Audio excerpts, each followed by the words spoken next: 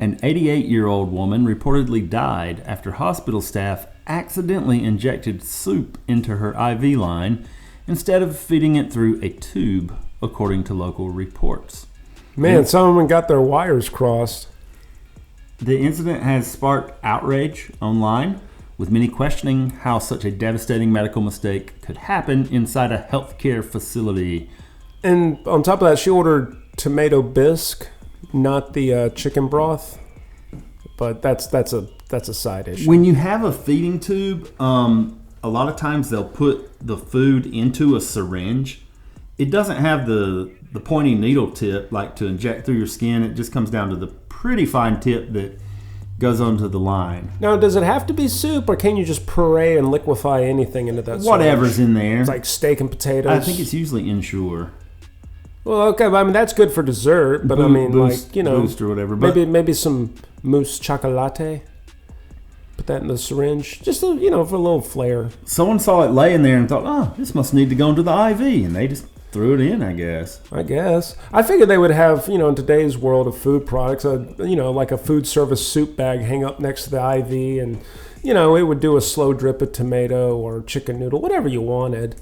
Assuming if it was in the correct tube to begin with, which seems like the clerical error they made. Yeah. I saw a story, too, this week where someone died at one of those IV bars. Like, they give you energy or whatever in the IV, and they're like, okay, someone died, now you're going to get sued. Yeah, that's such a weird trend. So what do they do now? A buddy of mine had used them before somewhere out in Vegas. Yeah, that sounds about right. It was so he could stay up even longer, and he had already been up, 2 days. Is that, wait, did they advertise as like a cure for hangovers and shit? Like, they had some... Yeah, probably so, but, I mean, he was using it to... Just, it sounds like a speedball. Yeah, something like that. The other strange death I have, and by the way, we're going to get to AI and Bill Gates and all that types of stuff. But the other strange death I had was a lady that fell down the manhole. Did she not read it's not a woman hole? It was in Midtown Manhattan. 56-year-old woman plunged to her death after falling into an open manhole while getting out of her car.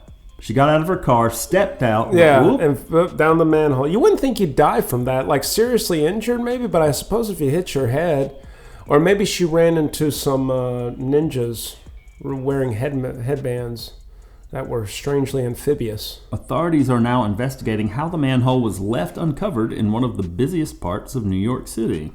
Someone probably fucking stole it. Let's be honest, someone probably fucking stole it.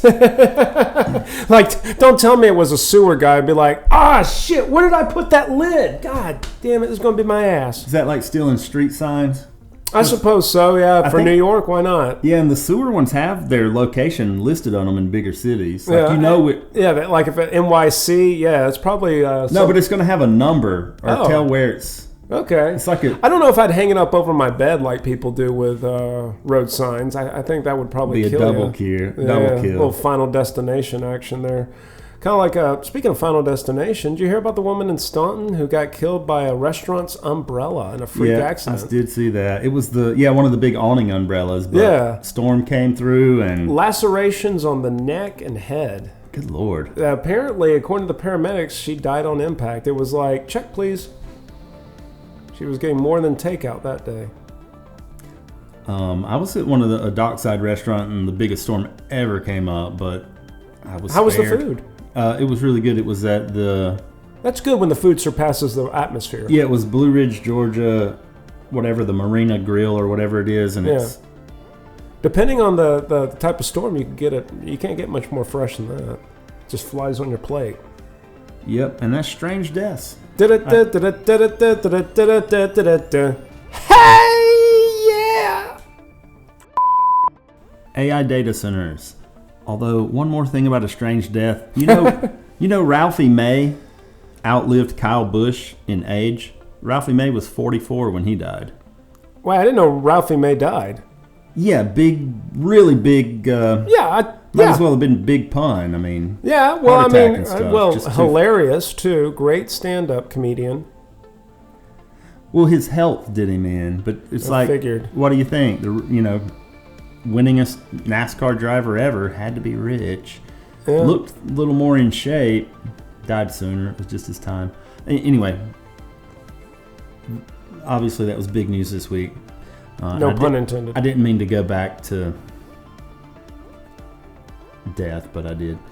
AI data centers. I don't know if he wants us to mention his company because that might put him in a bad light, but someone that was on our show previously. Oh boy. It's definitely Brian Van Horn. Continue. Who is a regional manager for distribution of electrical products. That tracks. Gulf Coast region. Dallas to the southern Gulf, to Mexico to Alabama. Yeah, true. The intelligence capital of the United States. Anyway, his customers, which they sell to maybe large builders who build neighborhoods, but mostly to commercial building. Right, skyscrapers and shit. Yeah. The pretty big electrical supply house can't get the shit because the AI data centers have bought it directly from the companies. They are back ordered on all kinds of supplies. Well, I mean, AI, like you made a point in previous episodes, like the new nuclear race now. So it's all about being on the cusp, the cutting edge of technology when it comes to AI. So yeah, I imagine everything AI needs, these companies are funding. I mean, when you got billions and billions of dollars, it's not a... They don't even need the middleman. They don't need the distributor. No, yeah. They go straight to the source, and it's like, hey, we're going to buy so many units. I think you guys need to just give us an account and ship it to us. We have the cash. You know it. Our stock knows it. It's just like, we have the cash. You have the product. Let's just cut out all the middlemen and get this done. Because if not, there's a certain type of hysteria, I think, at a certain level of this country. Like, as scary as AI is, people don't want to be behind on the revolution just because of what other countries might do. I asked him, well, what can you get? What's not affected? He's like, well, you can get like 1-inch conduit or 2-inch. Anything bigger than that, the data centers are using that too. How far back's the back order? Like, they waiting months, years? I don't know. Decades? I guess it's a new thing. Millennia? I didn't ask, honestly. Okay, I'm going to assume millennia till I hear otherwise. What you were talking about with the race for AI just now. Yeah. Yeah, I mean, I think that's the quote in game. Who can get the recursive AI, the super intelligence, where the AI runs a test, knows if it got the right answer or not. And when I say run a test, like they do millions of models or whatever now if you tell it to do it, but they're trying to make it basically standalone. That's the whole point. We want it to be, they want it to be, they want it to have godlike knowledge where off the internet, good luck. Where it can cure a disease or whatever just because it wants to, and it's just that smart. I got a little something to add to that, talking about where we are now in the grand scheme of things. But my point with that is, like, isn't that, if this thing was that powerful, you would think it could hack any banking system or any weapons system or defense system and all. And it's like, maybe I think that's just extent, realistically, I don't think it's as easy as Hollywood movies and computers in Hollywood movies would make it seem. Yeah, but hold on. Wouldn't it also take itself to task and at some point just get off by just the smallest increment, but in the long term, it's a big miss? It's like if you want a car to go 100 miles an hour, there's tires for that. If you want it to go 600 miles an hour, you're into a really special thing there, but the smallest little shimmy, in other words, the smallest little bubble, the smallest difference here or there can throw it off so bad that the thing explodes. Yeah, well, and so couldn't it's AI kind of like, do that? I forgot to carry the 2. Whoops, there goes our rocket. Well, they're trying to achieve infinite velocity, which in my mind is terminal velocity. Anyway, I was just saying. The wheels might come off if they even get close to what they're talking about, but we're definitely going to find out Todd has something. Yeah, well, I got a little news that kind of goes against the grain of AI. Like, you hear of all this early adoption and innovative stuff with AI. There's a local coffee company that tried out AI and is now sending it back to the manufacturer, you could say. Super local. Starbucks, I'm guessing? Yeah. Mom and Pa Starbucks, they got into the whole AI bit here. They've officially retired their AI-powered inventory tracking system across more than 11,000 stores. Just a little startup, 11,000 stores. The automated counting program, which was deployed just 9 months ago, was designed to eliminate tedious manual inventory checks and solve the coffee chain's persistent product shortages. However, an internal company newsletter recently confirmed that employees will now revert to standard manual counting methods to ensure consistency and reliability. Apparently, this thing would look at like the different flavors of syrups and not distinguish the flavors of syrups. So they would risk either not ordering enough of a certain flavor or ordering way, like boxes and boxes, way too much. And same thing when it came to milk and other varieties, And kind of like what you were saying, it's like, oh, if it forgets to carry the two, that's the difference between 2 cases of something and 20. It can do 900,000 things correct and just screw one thing up, and that might be enough. Yeah. To send it in the wrong direction on whatever it's trying to accomplish. Yeah, it's to a point now where you at least need a human intervention there, knowing that AI is powerful enough to be human and no human is perfect. So, yeah, there should have been some human checks and balances there. But yeah, Starbucks is having a little buyer's remorse there. I do get the point there because, at my grocery store, we use an automated replenishment system, but we have human intervention in the fact that we can change the quantity numbers in our inventory based on what's actually delivered versus what it says was delivered. And that would manipulate what comes in the next truck order. Because it's going to come regardless. With that automated system, it's always going to come. Just a matter of how much of what product.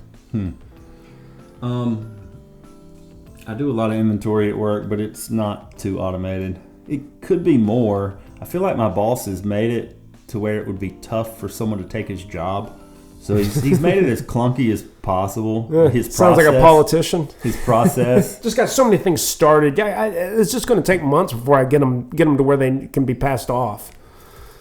But we're still efficient enough. We're still plenty profitable in the millions with the S in my pretty small department. Well, that's healthcare for you. This is a $12,000 piece of machinery that we just priced at $12,000 because your insurance will pay for it. You won't see the sticker.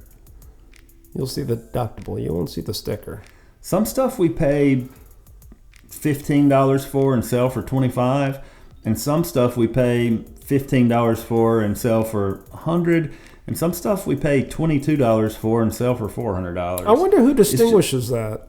Like, I wonder if it has really anything to do with supply and demand, or if it's kind of one of these things where it's like, if you get a crutch, this is kind of like the universal charge for crutches. But if you have an artificial limb, especially something you can run on, that's the Rolls Royce of limbs there. I essentially know how they do pricing where I'm at. No need to mention it, but I will say other places have done it a little differently. Yeah. You do have your, quote, contracted rate, a.k.a. max allowable, a.k.a. fee schedule, because most places charge the max allowable to every insurance. Because why wouldn't you? It's like if every fry size is $1, you're going to get large even if you don't want it, because why get a small if it's the same price? Yeah, but that's my inside track AI information. A pretty big electrical supplier. This ain't no little hometown stuff. They have locations across the country. Yeah. And they supply big commercial clients. I mean, the orders for the shit they could sell is in the millions a lot of times. Do you think with the budding economy behind AI like this, the shortages like that, or the demand rather for the supplies and materials like that, will that be consistent, or will that kind of die off in the next 10 years once hopefully AI gets to where it's going? Well, we've heard, you can't get RAM or computer processors that easily. They're tied up in contracts. It's hard to get them. Go to Best Buy now and buy something that should have been $100. Now it's $680. But this is something I hadn't heard of, but makes a whole lot of sense. They are building at breakneck speed, and they need a lot of shit, and you can't get it anymore. No, I mean, yeah, the demand's gone up, so the price has gone up, and now it's harder to get. So, a lot like fossil fuel, I hear. The other thing, he must have seen a news story about Bill Gates and the mosquito labs. he's like, Bill Gates has mosquito labs, and he's gotten approval to let some loose in certain areas of the U.S. And I was like, well, I didn't see that. And we all know from that Russian model he had a promiscuous affair with that he knows his viruses. He knows his strains. But I did see where in Africa, Traore's government, this is something I'd seen earlier this week, after he mentioned it, I kind of looked it back up. Traore's government sealed all laboratories, halted every operation, and ordered all remaining genetically modified mosquito samples destroyed, ending over a decade of research activity in the country. The project was called Target Malaria. Its method was releasing gene-edited mosquitoes into the wild across African communities. Been operating in Burkina Faso since 2012 and had received regulatory approval from the country's own biosafety and environmental agencies. It goes on and on. Basically, some of the shit has regulatory approval now in the U.S. What's the purpose of this again? Who was asking for this? This is Bill Gates stuff. Yeah, but I mean, what's he trying to do again? What's the purpose? Well, here it was called Target Malaria. I mean, I don't know what the fuck. You'll just have to look it up. It's a genetically modified mosquito. Yeah. What's it supposed to do? And instead of give you a disease, it's going to cure a disease. In places like Africa, if you're not going to move the people out, that is an easy way of immunization, I guess. Basically, it's a mosquito agent. Yeah. And there's room for corruption within that. Even if the big cheese isn't corrupt, someone working at the lab might be. Yeah. It's like, why the fuck are we doing this? But that's... Well, I mean, think of it this way. He's had a history of doing stuff like this through vaccines his entire, rich-ass professional life. Love him or hate him, he's done this. Like, this is his track record through the 90s and early 2000s, blah, blah, blah. So, like, him going into, biology now, the way we modify fruits and vegetables for our grocers' produce and shit, are we doing the same thing now biologically when it comes to fighting diseases? The conspiracy theory online is that with his forever meats, like the lab-grown meats, that's why he's got the ticks that he's also releasing that will, once bitten by this tick, will make you allergic to meat. Have you seen that? No. And why a tick? Why not make it something people would want, like a cell phone? No one likes getting bit by ticks. Cell phones aren't biological yet. I know. Not yet, but we can make that. We have the technology. All you got to do is pick it up. Boom. Now you can't eat meat. So that part's legit. There is some, I'll call it a disease that ticks can carry, which will make you allergic to red meat. Yeah. And also put a ribbon in the back of your minivan. So everyone at a stoplight knows you're a fighter. Yeah. And my sister did that for a while with Lyme's disease. Oh, okay. Yeah. Fighting. She never had it, but she did that. Anyway, continue. I didn't mean to get off there. And that's Bill Gates. Oh, yes. And his lab-grown meats and mosquitoes. And ticks. Seriously though, ticks is not to... My point in bringing up the cell phone is that give the people something they want and you don't have to hide anything from them. They already love the cell phone. They already know it tracks them. They already know it listens to them. But does anyone do anything about it? If you ever read Brave New World in English class, the moral of the story is a prisoner doesn't have to be locked up if they don't want to leave their cell. Some people do something about it, but it is exceedingly rare. Well, they don't get off the technological trend, and pretty much unless you're completely off-grid and self-sufficient. I know a guy who's not off-grid, but between he and his wife, they have one cell phone and they leave it turned off. If an emergency occurred, they would turn it on and call 911 or whatever, but they kind of don't fuck with the cell phone. You're not going to get in touch with them, but... She gets on Facebook his wife. He doesn't. Yeah. He goes fishing and shit. Yeah. But she gets on Facebook sometimes. She gets bored. They have a digital footprint, but not the phone like you were talking about. Yeah, but that one time using Facebook, out of as shady as Meta can be, that could draw all kinds of information. Yeah, I was about to say, if you really turn off your phone now, is there really no way they can track your location? I mean, they can at least ping your last satellite transmission. I think the dude, if he was single, he wouldn't have really a digital footprint. I think that goes for a lot of dudes. But that's a different topic, though. But anyway, we should probably mention Elon Musk while we're on the billionaire talk. Hey, let's we keep rarely it go going. without mentioning I was about to him. say, if you're filling up your bingo card, here's your free space. Elon Musk. I don't have anything new about him or any news articles. I'll just say that Bill was defending him last night pretty strongly because he thinks there's nothing wrong with being a billionaire and that billionaires are not inherently... Wait a minute. And then Jeff Bezos said he was paying his fair share. And even though he said like the bottom 50% shouldn't be taxed, like he's paying his fair share. This motherfucker borrows against his stocks that are untaxed because it's technical debt. That's what Musk does too. Yes. That's what every rich person does. You just now triggered something. Now I do have some Elon Musk news. Oh, you got some shit to say? Not even that long ago, the statement was that the top 1% owned as much wealth as the bottom 50% of Americans. That's not really old news. Now they're saying it's 93%, the bottom 93%, and that Elon Musk is going to potentially achieve 50% by himself. Okay. Oh, well, throwing this out there, this will skew this because of the AI boom. That's created more wealth. So it's not like the rising tide hasn't lifted all ships. It's just now the gap's gotten wider while it has. It hasn't risen as high for us as it has for those at the top. In any sort of economical recession, assets always thrive, cash and money always falter. And what do poor people rely on? It ain't assets. They got to go to work every day for that paycheck. So they're doing worse in a bad economy while people who own their job, who own their living space, who own their whatever businesses they contribute to on a daily basis, they're thriving. I'd like to now make a statement about boomers. I think I know what it is, but go ahead. I don't think you do. All right. So, boomers, well, no, here, let me do the setup. A lot of people act like it's business as usual in America. Nothing out of the ordinary. Go just work hard and you'll be fine. There's a lot of people that realize that isn't true.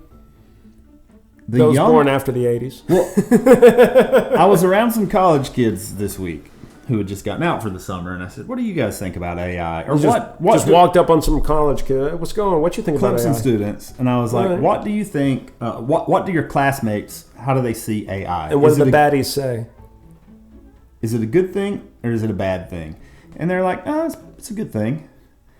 And, because they're using it for, I know, because we've been seeing on the college graduations where the speaker says, well, AI's here, and everyone kind of boos. They're like, we got our degree now, and it might not be. Harrison Ford just did a commencement speech where he talked about, like, humanity will never be replaced, basically, by AI. Well, this is just one person's take, and he's, the guy that said that's going to be a civil engineer. And I think engineering, because you get like licensed to approve plans and things, like you have a stamp.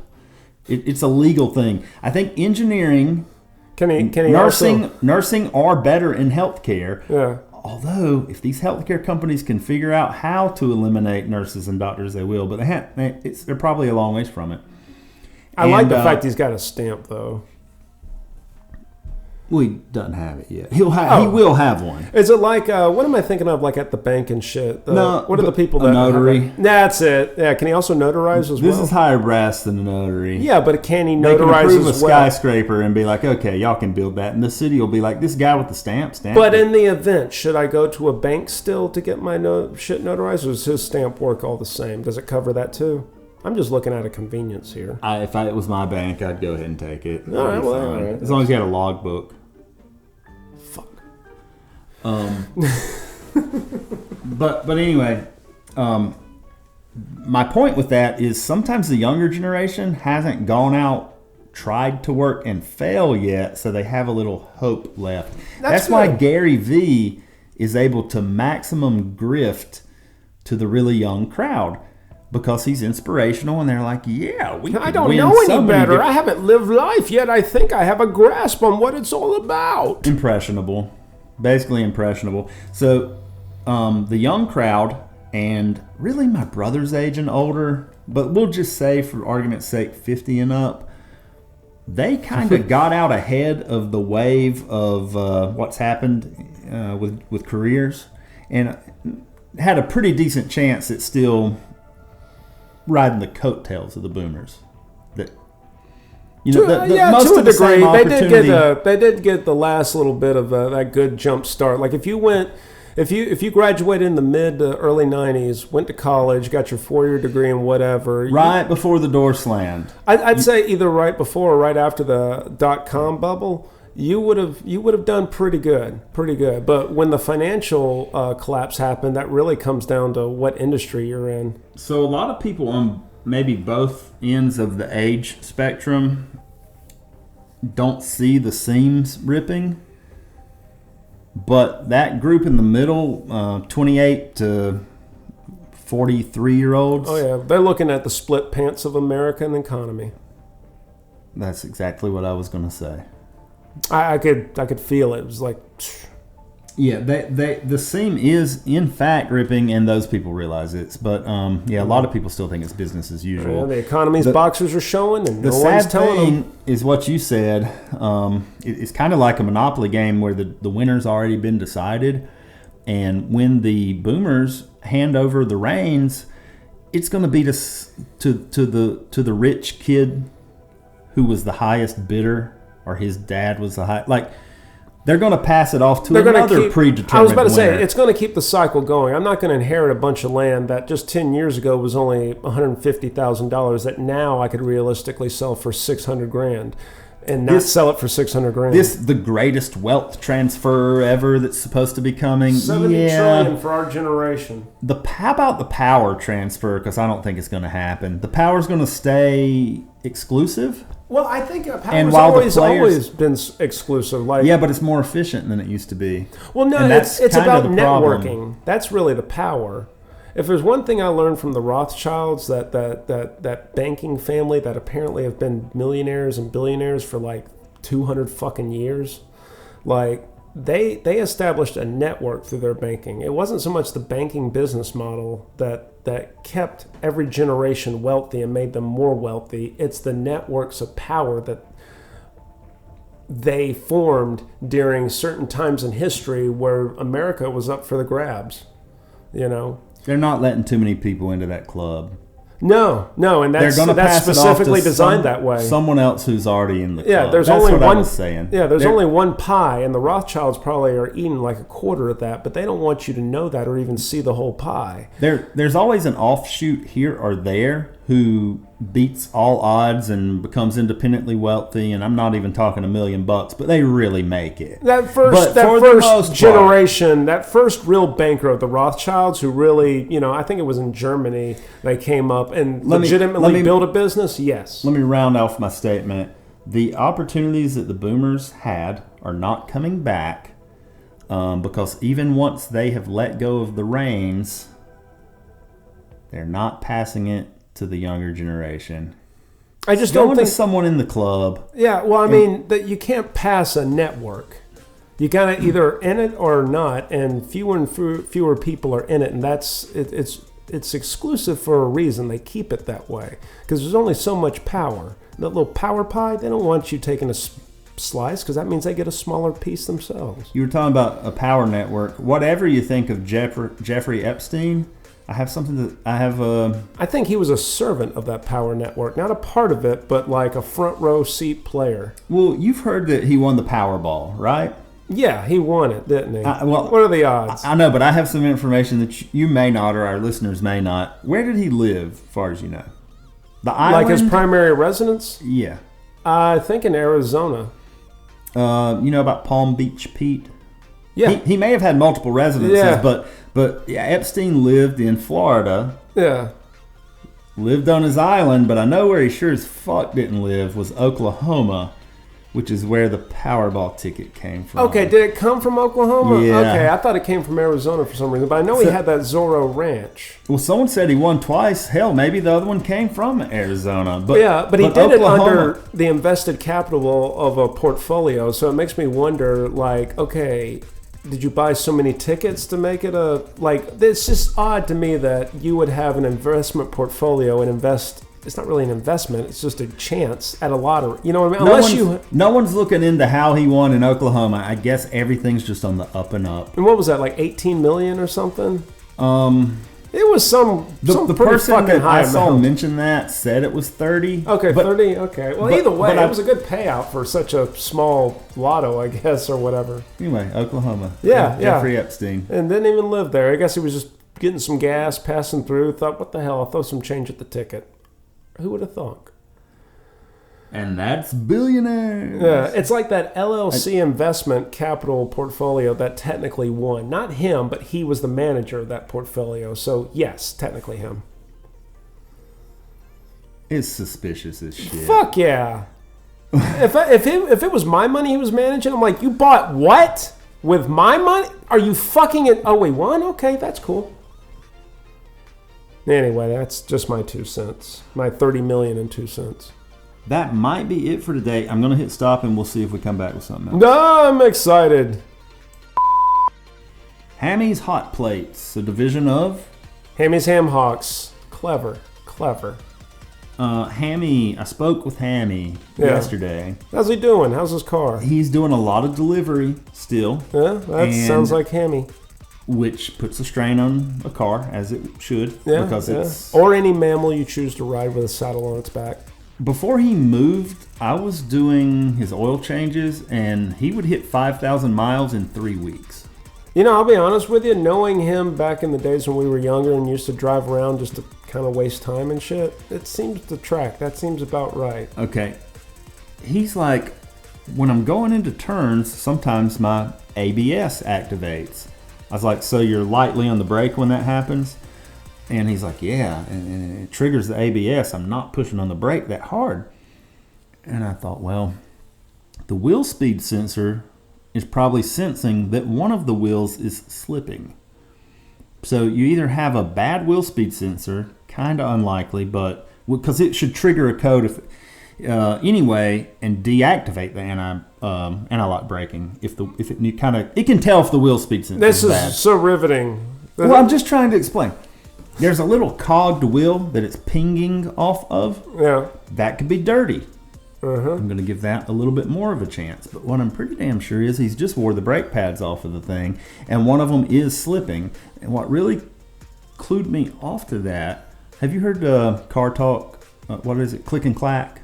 No. Kind of a comedy car diagnosis show. That's kind of funny. Yeah, this ain't that, but it was over the phone diagnosis. And he said, yeah, and they've been squealing just a little bit. I'm like, damn, bro. Dude, knowing Hammy, it's probably fucking Celine Dion on the high note, just accelerating. Like, it's fucking, like, when he says it's squeaking just a little, like, this is the motherfucker. Anyway, I could go off on a story. I'll tell you off air, but yeah, go ahead. He's like, my pads can't be worn out. They're not that old. I'm thinking, man, with the miles you're talking about, anything's possible. But we'll see. He's coming by this weekend. Awesome. I'm going to tear her down and see what we get into. I bet you're right, though. Anyway, is that it? I think he's got a wheel slipping because the brakes are wore the fuck out. And one is slipping more than the other type situation. That's it. That's literally it. Thank you for listening. I was just trying to do a little automotive... Outro? Well, no. Yeah. Well, let's do some shout-outs for the outro. Shout-outs to Hammy's Slipping Wheel. Brake pad. Hub. Shout out to Dean Spencer. Haven't forgot about you. I have. What the fuck are we shouting him out for? He wants me to come look at his bathtub and see if I can take it out and replace it with a walk-in shower with glass door. And I might, but I do need to see it first before I would quote something like that. Okay, cool. Fucking, like retrofit it with one of those Jack Roper showers. What is it? I don't know what you're talking It's like about. an old person tub. It's got a seat and a shit bar on it. Oh, he does want a seat. And he wants a grab bar, too. Okay, that's it. Grab bar, shit bar, grab bar, you know.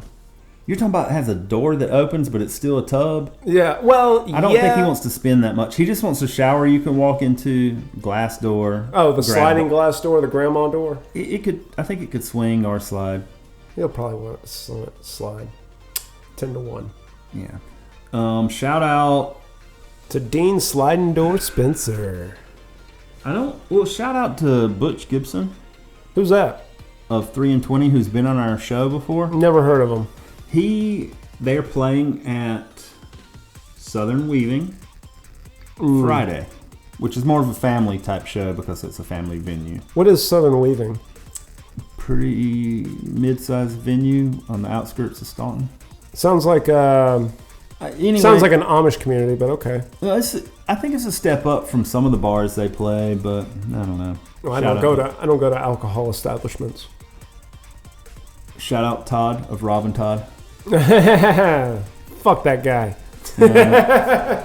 Shout out to Elon Musk, because why the hell not? We always bring you up. You're still a fucking billionaire, about to be a trillionaire. You're an atrocity to the capitalist game and an embodiment of everything that's wrong with humanity that doesn't share an empathy. Elon Musk, if you're listening, and we know you might be, your quest to save the world by chasing your own very individual dreams of inhabiting other planets. Admit it, you didn't know what you were doing when you went into the EV car push. Now you're saying Tesla's all about technology instead of cars. That wasn't the song he was singing 5 years ago. The guy's making it up as he goes along. I want him to pivot. I want him to redirect. But he's a Wall Street darling. That's why people love him. He's a Wall Street darling. I've never seen someone tweet something or say something to have such an effect on wealth. Well, I like him because he's innovative, and I get that, and I like that. Thinks outside the box. Here's the box, and here's where he's thinking. It's totally two different places. But consider a redirect. Consider a redirect. You're rich enough to make some really great change. Shout out to Bill Gates, Tix. What's up, Tix? I asked that the ticks would search their hearts. Their little teeny tiny blood-sucking hearts. Do they have a heart? They fuck if I know. You're the doctor. They eat blood. I work at a grocery store. You're a doctor. This chick at work thought I was a doctor, and she asked me out this past week. She's like, "You want to go get some food?" And it was Friday. You should have been like, "No, I'm going to Paris for the weekend. Fuck off, you ugly whore." I mean, she's straight up 23 years old. I can tell that much. And go back to the sandbox. I said, "I better not." And she said, "Oh, are you married or something?" And I was like, "Nah, just better not." And it's better to give you something to chase. you what like cats? Fall in love? You like cats? Because I like to give them something to chase. But she said, "Aren't you a doctor?" I was like, "No, I ain't that either." Oh wow, you think I'm that easy, lady? You think you just hop on and ride your little Jezebel like I'm just a whorish slut of a doctor? You're goddamn right I am. Now fucking get on me. I'll give her a shout out at least, unnamed shout out, but. Oh, just call her something. Doris. She sounds like a Doris. Was her name Doris? It was Doris, guys. He's nodding yes. Good night, everybody. Shout out to, I feel like we got one more in us. Pretty long shout outs, but what do you got? I got, gosh. You got one more? Shout out to Alex Chapman. What the fuck? What? We didn't even talk about him. I know, but I was about to talk about him. Oh, someone from his church showed me this pamphlet. I'm not even going to call it a pamphlet. It's much thicker. It's a document. I think it's a book. Is it a book? I'm going to call it a 7-page document. And sounds like an instruction manual. It's their mission statement, what they stand for, It's a little long-winded. It is, because I think normally that's a paragraph, but this is a 7-page thing of how you should act, what you should believe, why you should believe, and they want it signed and returned. Wow, like a permission slip. Now, the interesting thing is, I don't even know if Alex knows it exists, because the person's name at the bottom of it is one of the deacons. And the person showing it to me said, "Have you ever seen anything like this?" And I looked at it and I was like, "No, not like that." And they want to pledge, like cult-like shit, sign this thing so that we know. It's like fucking Freemasons over here. It's like getting your check on Facebook or something. It's right. Like you're really in the club if you sign this and return it to us. You're going to super heaven. But it asks to sign and return it to him. I don't know if he knows anything about it. Why are you returning it? Like, is this going to be filed away in a filing cabinet? It could easily. Oh, this is so great. It could easily be something. Will you do me a favor? Will you sign it, please? Please. Well, I don't have one, but I could get one. There you go. And we just sign it and hand it back to Alex on the show when we have Alex here, totally unknown that what he's here for. We'll give him a false pretense or something. Lure him here just so you can not only expose the issue, but sign it and pledge yourself as a devout member of George's Creek congregation of the Baptist faith and community. Well, Go Tigers. I did think it was a little bit much, but the person who was showing it to me did as well. It kind of creeped them out a little bit, which is even more interesting. I feel like you guys just now stumbled upon this here. You realize how weird these people get in Staunton. Do you ever remember talking about Josh MacArthur? Just even No, vaguely? I never read any of his books. Okay, we did a blurb on him one show, and I don't quite remember what it was about, but he has a consulting company. He does like culture for companies. Like he goes in and sees what's wrong with the culture, but he also We need synergy here. He wants to help you get that healthy workflow, but he specializes in churches. He contacted me out of the blue this week before I saw that form, and he's like, "Hey, Rob, you think Alex would mind if I interviewed him for maybe 30 minutes an hour, because I'm trying to find common themes among churches. Like, this is going to be, Seriously, he has to dig to find common themes. Okay. Well, he's consulting with them, and he wants to find common pattern failures or what. Like, what's everybody struggling with? That way, Free I'll thought. know. After all, Objective thinking. Leadership. He's supposed to help you with your leadership. In fact, his website, I believe, is jsmleadership.com. I'm sorry. That just sounds like one of those guys with a philosophical degree or something like that, something philosophy where they have to apply it somewhere else. They owe a lot of student debt. I did think it was interesting that he had contacted me this week, and then I got that because I just wonder how. Seriously, get it, sign it, and hand it back to Alex on the show. No, that'd be a good episode. I shit you not, and this is why Josh got into this stuff. He had a job that didn't pay that much. He was an accountant, and I was like, you know what? I can get you on where I'm at. They could probably do a little better. I get him on out in Austin at my employer there, healthcare company, but as an accountant. The culture, or let's say the toxic environment, pushed him over the edge. He quit after 6 months, and the pay was good and all that, but it was just such a toxic environment. The toxic waste is just so nauseating. And he's like, how can I make a difference in the world? I'm going to go get my master's degree on counseling or something and kind of try to tackle this. And he's still trying to tackle it, and it's 12 years down the road. I just want to, here's a Cliff Notes ending here. People are selfish assholes. That's what's. People are just so used to complaining, like they get a dopamine hit from it, and they don't even realize it. That's what adds to the toxicity of 90% of all workplaces. Well, if you could actually go in and identify the toxicity, could you do anything to change it? And what if it's the boss? What are they going to do? Fire? Exactly. Yeah. What if it crosses that corporate line? Right. Yeah. Where it's like, well, we're the ones who hired you. Okay. It's just people don't realize your reality is determined by your perception, and your perception is determined by your thoughts. Your brain's more powerful than you think.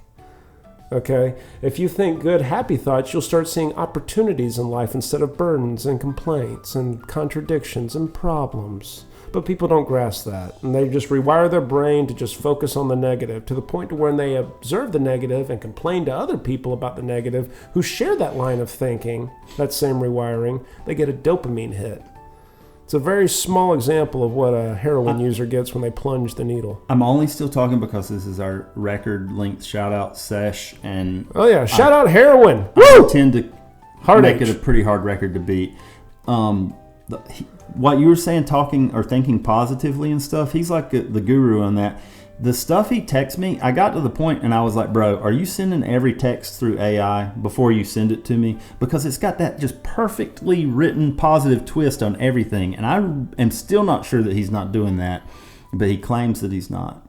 The other thing about it is, he's a pretty religious guy, and I sent him a referral. I sent him this chick that was all about him. She thought he was practically perfect. She texted me a lot of shit about how she really wanted it to work out. But anyway, she's super religious, but she was a fucking super hottie. He dumped her like a midnight snack at Taco Bell before they even got started. I mean, he didn't even really that sounds disgusting, but I get the point. Shout out Taco Bell dumping. Yeah. I'm like, damn, why do I give these referrals? Because I do pre-screenings.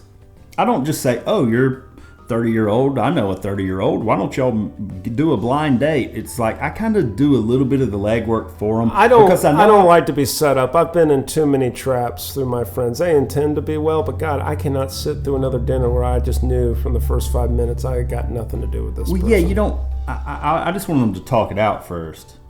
I'm just kind of at that point, like, what's for dinner? Do they have dessert here? God damn it. How long do I have to stay out for it to be polite?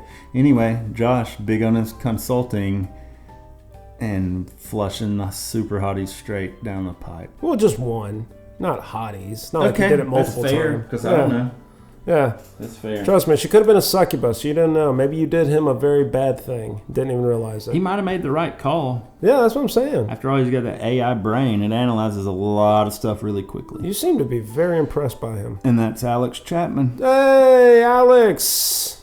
I mean, we're just talking about the Josh, but it started with Alex. Yeah. Shout out Alex. And definitely do that. Sign that petition. I'll see you in heaven. I'll see if I can get a copy of it. Please do. Get 2. I'll do the same. And we'll do it right here on the fucking show. Good night, everybody. Attention, bass drop, please.